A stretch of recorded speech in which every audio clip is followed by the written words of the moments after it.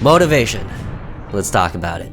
So, throughout this 1.5 year journey of creating Castor's Trap, I've received several comments from you guys that you used to develop, but then you lost motivation. Now you don't know whether or not you want to get back into game development or not. So that's something I like to help you answer. And it's a tricky thing because game development is tricky. A lot of us will hop into game development because we saw that it's not as challenging as we thought it was. And we're super excited.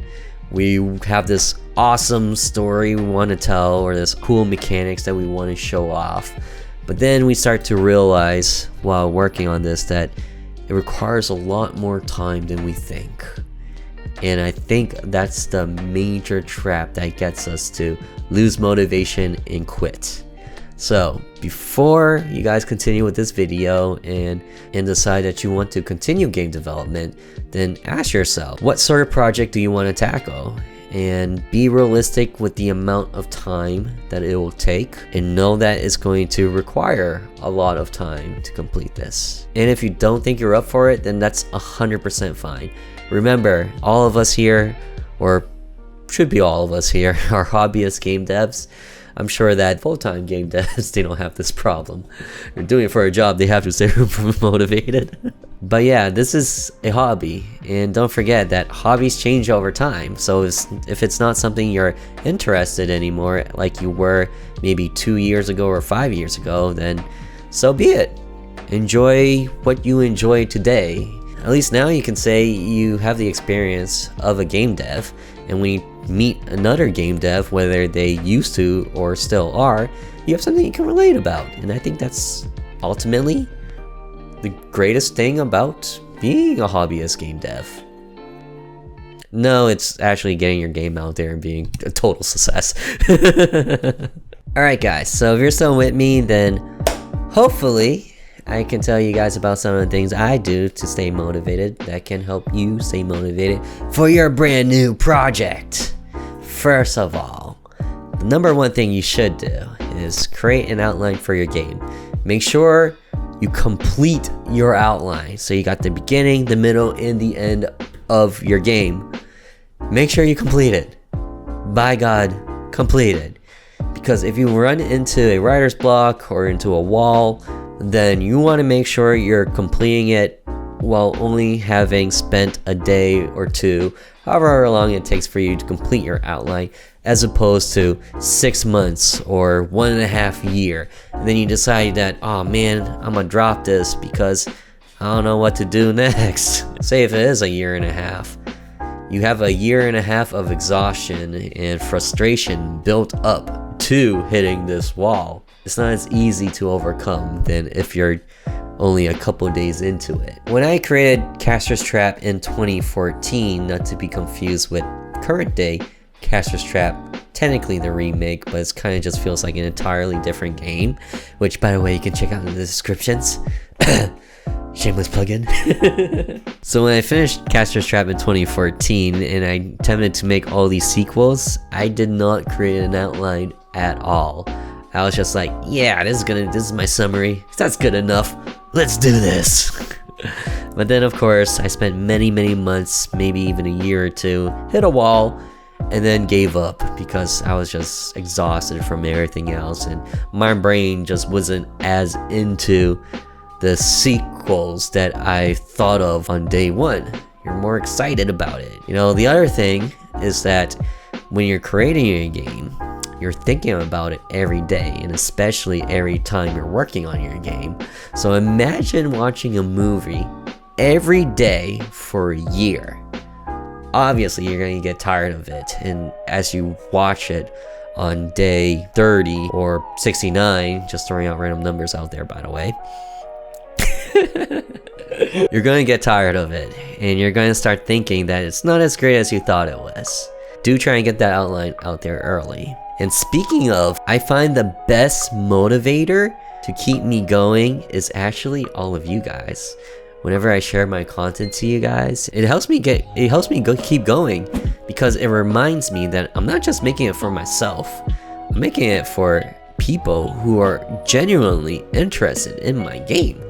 And I feel a sense of responsibility, and that responsibility also gets me more excited for what I'm creating. And it starts to make me more excited to share the next piece of content to all of you guys. So it's kind of like this cycle that, like, create content, share reviewers, feel motivated, create content, share viewers, motivated. It just cycles itself, you know? So that's honestly the major motivator that keeps me going. And then when I'm not posting, then hopefully someone will be like, hey, what happened to that game you were creating? I was really looking forward to it. And they'll be like, oh, damn, I gotta keep going.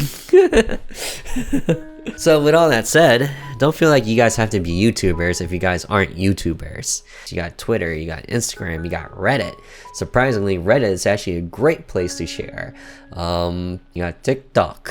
I haven't really cracked the code with TikTok yet.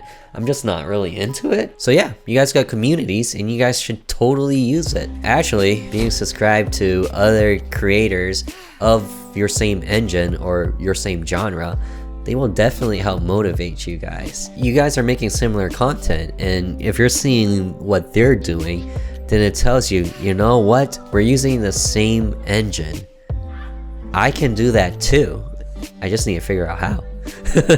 So those two are probably my big key items that you guys should do to stay motivated. Of course, that's not to say that you will start to lose motivation or things will start slowing down. That's totally fine. That always happens. You know, sometimes we're also just into these very boring portions of our games that we have to go through.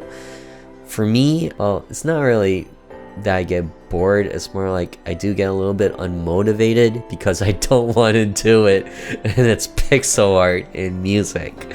It's because I'm not really skilled in those areas, and thinking about it makes me feel a bit exhausted. But the very funny thing about it is that when you're doing it and it actually looks pretty decent or sounds pretty decent, it actually revigorates you. So it's weird, but I find I guess what I'm trying to say is, if it's something you're not really looking forward to, do it anyway. And you may be surprised that you might actually enjoy it. Actually, as a matter of fact, for things I don't enjoy as much, I tend to have a YouTube video up on my secondary monitor. Usually it's those super lengthy hour-long ones that I don't really have to pay too much attention to, but more so just interested to have there and look over, or I hear something and I'm like, ooh, that's cool, and then I go back to my thing. I actually find it to be very helpful, those like little side distractions. I don't know what it is, but it's just very, very nice. Which kind of leads me to the next topic, and I think it actually correlates to it. Change up your scenery. The whole idea of, hey, you're in a different atmosphere, different working ethics, you know? For those of you who've seen my more recent vlogs of this year, you know that I sometimes work with a small laptop and I'll work on it in the living room. And I actually find that to be very, very helpful because it's different scenery, things sounds different, lighting's very different, the natural sunlight's very different, and I also got a giant TV just in the background, which is also different, and I also got a kitchen where the Oreos just scream out to me.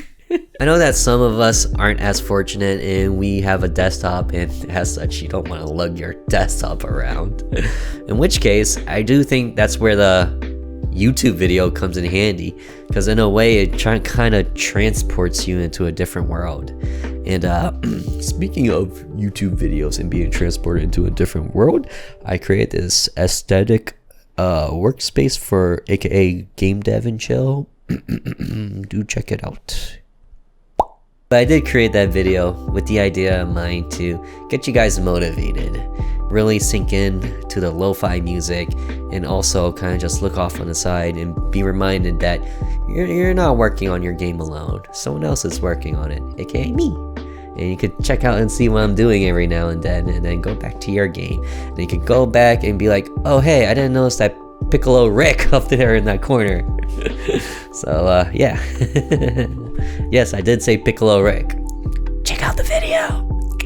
Another great way is to clean your desk. I have a lot of stuff pushed over here so you can't see it on the camera. But cleaning your space really does help. There's a whole idea where your desk in your room represents your mind. So if it's all cluttered, then that means your brain is also all cluttered and you're not thinking straight. You're not focusing on your game. You're not motivated on what's on screen. On what's on screen? Wow, that's weird. You're not motivated what's on screen. I don't know what's English. And the reason for it is because your eyeballs will travel, and as it does, they'll be distracted. And then you'll kind of lose focus on what you were doing, and that's where your motivation will start to slip as well. Anyway, change up your atmosphere. It'll help out. The last thing I can suggest is, hey, if you take a break, don't let it go for too long. The further out it gets, the less you'll remember about your game. And then when you sit down and try to remember where you left off, it gets more difficult. It becomes very exhausting. Kind of like what I was saying in the beginning. Very mentally exhausting. And just the idea of, I gotta go back into my game to remember what it was that I was working on, what it was that I need to do, and then I gotta remember all these different variables and all these different switches I created, and exactly what I was doing with these lines of code, and why it makes sense, and is it all here, or is it also somewhere else that I snuck in? So you don't want to be stuck there. You don't want to be trapped there. So don't let your breaks go for too long. I know there are certain cases that it just has to happen, but even if you could just get a quick change in your game, legit, just one change. There's been a couple of weeks where all I did was hop into the engine, made one change, hop out, and then 3 days later, I was doing the exact same thing. That will happen, and it's fine when that happens. Just don't let those breaks go for too long, if you can help it. So yeah, I think that's all I got for now. So just to summarize, create an outline, share your game, and try your best to do it routinely, like every week, every other week, every month if you're just starting off. Sometimes we gotta just grind through the boring parts of our game. Totally fine, we all have it. I have some. And you know what? I'm sure that there's still some pretty exciting stuff to develop, so just look forward to those. Make a change in scenery, clean up your workspace, or legit just go to a different room in the house. And lastly, don't let your breaks go for too long. Remember, this game, it's your baby. You've been working on it for however long you've been working on it, and no one wants an abandoned baby. Weird thing to say. If anything, just think about PT and how it was supposed to be Silent Hill. Still hurts to this day. So those are my thoughts. If you found any of those helpful, then please let us know down in the comments below. And if you have some motivational ideas that you use yourself that really helps you, then also write it down in the comments below. I'm sure that someone out there is reading the comment section, they're seeing your comments, and they're like, damn, this is gonna get me through. And when it gets them through, my God, you just help the next Stardew Valley get out there. Alright, thank you guys so much for watching. If you enjoyed, hit the like button. I appreciate it a lot. And I'll see you in the next one. Till then, later. Oh yeah, don't forget, descriptions, Capture Trap. I'd appreciate it a lot. Yeah.